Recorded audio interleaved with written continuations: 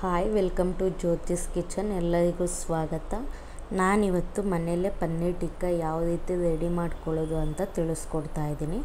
ಮೊದಲಿಗೆ ನಾನು 1 cup ಪನ್ನೀರನ್ನ cut ಮಾಡಿ ಇಟ್ಕೊಂಡಿದ್ದೀನಿ. 3 ಸ್ಪೂನ್ ಕಡಲೆ ಹಿಟ್ಟು, 1 ಕಪ್ ಮೊಸರು, ರುಚಿಗೆ ತಕ್ಕಷ್ಟು ಉಪ್ಪು, ಹಾಗೆ ನಾನಿಲ್ಲಿ ಸ್ಪೈಸಸ್ ತೊಗೊಂಡಿದ್ದೀನಿ. ಅರ್ಧ ಸ್ಪೂನ್ ಜೀರಿಗೆ ಪುಡಿ, 1 ಸ್ಪೂನ್ ಧನಿಯಾ ಪುಡಿ, ಅರ್ಧ spoon garam masala, 1 spoon chilli powder, ಅರ್ಧ ಹೋಲ್ ನಿಂಬೆಹಣ್ಣು, ಹಾಗೆ ಕಸೂರಿ ಮೇಥಿ. ನಾನಿಲ್ಲಿ 2 ಈರುಳ್ಳಿನ ಕಟ್ ಮಾಡಿ ದೊಡ್ಡ ಸೈಜಲ್ಲಿ ಇಟ್ಕೊಂಡಿದ್ದೀನಿ. ಹಾಗೆ 1 ಟೊಮ್ಯಾಟೊ, 1 ಕ್ಯಾಪ್ಸಿಕಮ್ ಕೂಡ ಕಟ್ ಮಾಡಿ ಇಟ್ಕೊಂಡಿದ್ದೀನಿ. ಈಗ ಇದನ್ನು ಯಾವ ರೀತಿ ಮಾಡೋದು ಅಂತ ನೋಡೋಣ ಬನ್ನಿ. ಈಗ ಒಂದು ಬೌಲ್ಗೆ ನಾನು ತೊಗೊಂಡಿರುವಂಥ ಕಡಲೆ ಹಿಟ್ಟು ಮತ್ತು ಸ್ಪೈಸಸ್ನ ಆ್ಯಡ್ ಮಾಡ್ಕೊತಾ ಇದ್ದೀನಿ. ಇದು ಆ್ಯಡ್ ಮಾಡಾದಮೇಲೆ 1 ಕಪ್ ಮೊಸರು ಕೂಡ ಆ್ಯಡ್ ಮಾಡ್ಕೊತಾ ಇದ್ದೀನಿ. ಸೊ ಈಗ ನಾನು ರುಚಿಗೆ ಎಷ್ಟು ಬೇಕೋ ಅಷ್ಟು ಉಪ್ಪನ್ನು ಸೇರಿಸ್ಕೊಂಡು ಅರ್ಧ ಹೋಲ್ ನಿಂಬೆಹಣ್ಣನ್ನ ಸ್ಕ್ವೀಸ್ ಮಾಡ್ಕೊತಾ ಇದ್ದೀನಿ.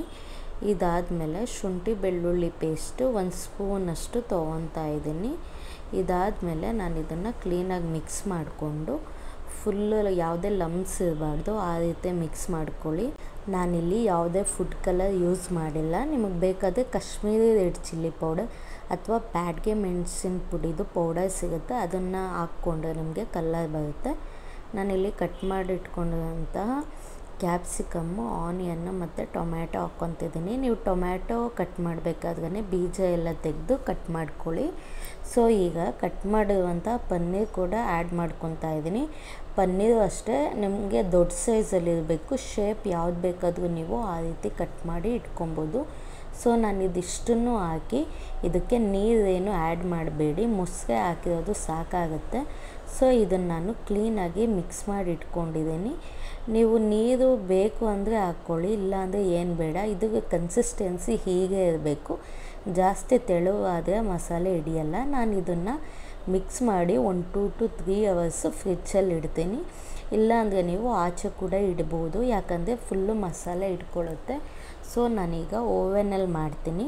ನಾನಿಲ್ಲಿ OTG ಸ್ಟಿಕ್ಸ್ ಯೂಸ್ ಮಾಡಿ ರೆಡಿ ಮಾಡಿಟ್ಕೊಂಡಿರೋಂಥ ಕ್ಯಾಪ್ಸಿಕಮ್ಮು ಮತ್ತು ಟೊಮ್ಯಾಟೊ ಮತ್ತು ಪನ್ನೀರ್ ಮತ್ತು ಆನಿಯನ್ ಹಾಕಿ ಈ ರೀತಿ ಒಂದಾದ್ಮೇಲೆ ಒಂದು ಹಾಕ್ಕೊತಾ ಇದ್ದೀನಿ. ನಿಮಗಿಲ್ಲೇನು ಕಾಣಿಸ್ತಿದೆ ಅಲ್ವಾ, ಈ ಸ್ಟಿಕ್ಕಿಗೆ ಇಷ್ಟು ದಪ್ಪ ಕಟ್ ಮಾಡಿ ಇಟ್ಕೊಂಡಿದ್ದೀನಿ. ಸೊ ನಾನೀಗ 3 ಸ್ಟಿಕ್ಕಿಗೆ ಇದನ್ನು ಹಾಕ್ಕೊಂಡು ರೆಡಿ ಮಾಡಿ ಇಟ್ಕೊಂಡಿದ್ದೀನಿ. ಸೊ ನಾನು ಇದನ್ನು ಓವೆನಲ್ಲಿ ಇಟ್ಟು ಒಂದು 15 to 20 ಮಿನಿಟ್ಸು ನಾನಿಲ್ಲಿ ಇದನ್ನು ಬೇಯಿಸ್ಕೊತಾ ಇದ್ದೀನಿ. ನೀವು ಬೇಕಾದರೆ ಹೆಂಚ ಮೇಲೆ ಕೂಡ ಮಾಡ್ಕೊಬೋದು, ಓವೆನ್ ಇಲ್ಲ ಅಂದರೆ. ಹೆಂಚ ಮೇಲೆ ಸ್ವಲ್ಪ ಆಯಿಲ್ ಹಾಕ್ಬಿಟ್ಟು ಲೋ ಸ್ಲಿಮ್ಮಲ್ಲಿ ಬೇಯಿಸ್ಕೊಂಡ್ರೆ ಆಗುತ್ತೆ. ಈಗ ಪನ್ನೀರ್ ಟಿಕ್ಕಾ ರೆಡಿ ಆಗಿದೆ. ಸೊ ಇದನ್ನು ನೀವು ಟ್ರೈ ಮಾಡಿ ಹೇಗಿತ್ತು ಅಂತ ಕಮೆಂಟ್ ಮಾಡಿ.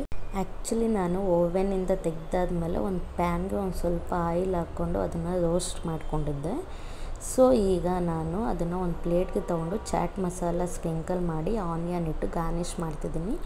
ನಿಮ್ಗೆ ಯಾವುದಾದ್ರೂ ಬೇರೆ ರೆಸಿಪೀಸ್ ಬೇಕು ಅಂದರೆ ಕಮೆಂಟ್ ಸೆಕ್ಷನಲ್ಲಿ ಕಮೆಂಟ್ ಮಾಡಿ. ಬಾಯ್.